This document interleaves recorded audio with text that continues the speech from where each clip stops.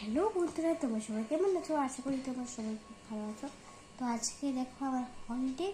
আমি স্কুল যেতে একদম পছন্দ করি না। আমি একটা ব্যাড গার্ল। আর আর বাচ্চাগুলো না খুব স্ট্রিক্ট, জানো, খুব পয়সা করে থাকে।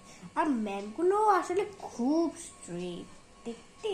তোমরা আজকেও কিছু করতে পারবে, তখন তখন তোমরা বুঝতেই পারবে যে আমি কি বলছি। যেন আজকে তো আমার 3 days হলিডে থাকবে, তখন আমাকে আবার স্কুলে যেতে হবে। আমার তো 10 days হলিডে লাগে না, আমার 5 days হলিডে, 10 days হলিডে, সবগুলোতে আমার হলিডে হলিডে হলিডে লাগে।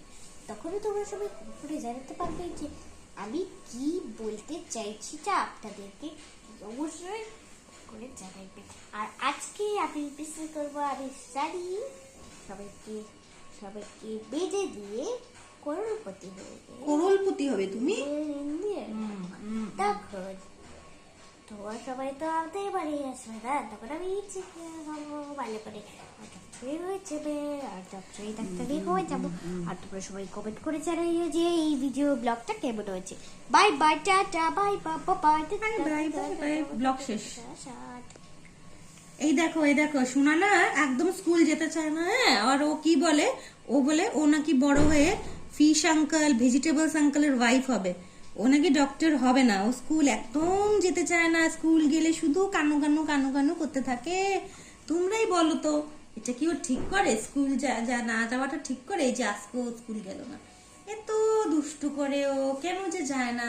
দেখো তো, পড়াশোনা করতে চায় না, বলে নাকি ম্যামরা স্ট্রিক্ট। ম্যামরা তো ভালোর জন্য স্ট্রিক্ট হয়, তোমরা বুঝাও তো ওকে। ও কেন বুঝে না? বলে কি বাচ্চারা স্ট্রিক্ট, বাচ্চারা পরেশান করে। আমি বুঝবো না।